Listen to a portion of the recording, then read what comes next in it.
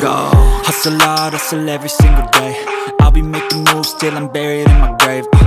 To the system, I don't wanna be a slave. Qu'on aime ou pas les animés, Demon Slayer fait clairement partie des séries qu'on est obligé de saluer pour la qualité de son animation. Le manga était déjà beau, mais là, on est encore un level au-dessus pour l'animé. Que dire d'autre à part que c'est magnifique. Pas comme certaines productions de la Toei Animation ces dernières années, on va dire.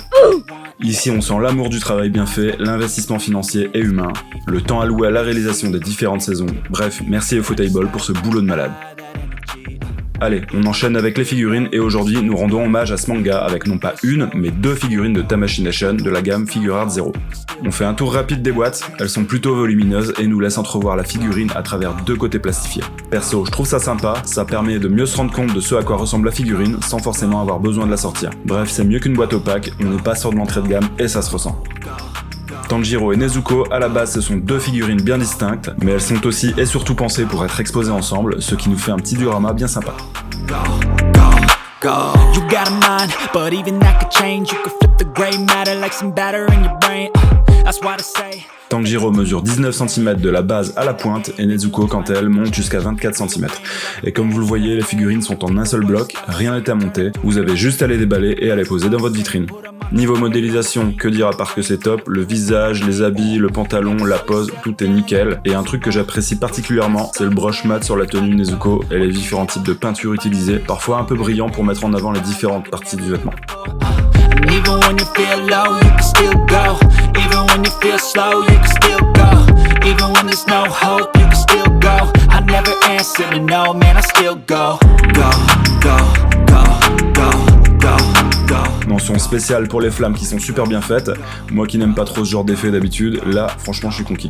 Les flammes se marient parfaitement bien avec le personnage et le painting dessus est vraiment bien fichu. On est loin des gros morceaux de plastique tout dégueux qu'on trouve sur certaines figurines. Et regardez-moi ces poses en plus. Tanjiro est certainement en train d'effectuer la danse du dieu du feu, celle issue de sa capacité du souffle du soleil, et Nezuko, quant à elle, elle utilise son pouvoir sanguinaire. Les figurines tiennent parfaitement bien, c'est stable, et même si le tout paraît solide, attention tout de même, les flammes sont certainement en ABS assez souple, donc une torsion un peu trop forte et le plastique risque de virer au blanc.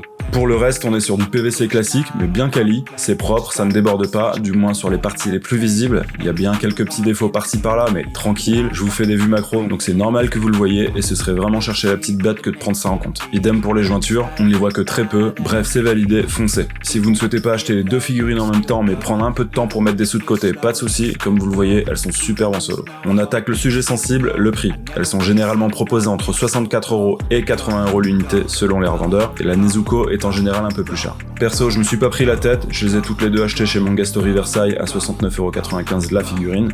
Ça peut paraître un peu élevé, mais franchement ça vaut le coup.